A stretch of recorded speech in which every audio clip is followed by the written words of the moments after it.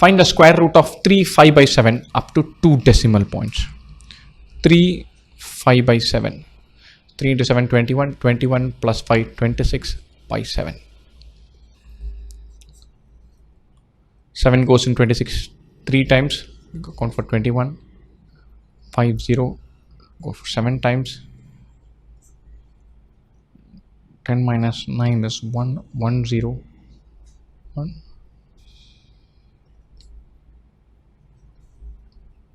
3.714 something. That's what this decimal goes up to. Now 3.61 is 1.9 square. 361 is 19 square.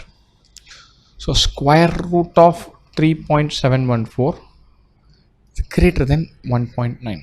1.9 square is 3.61. So if you want 3.71, you're obviously going to square some number more than 1.9. 2 square is 4. So our number that you're looking for is less than 4, greater than 1.9. The only available choice is that one. Knock this off.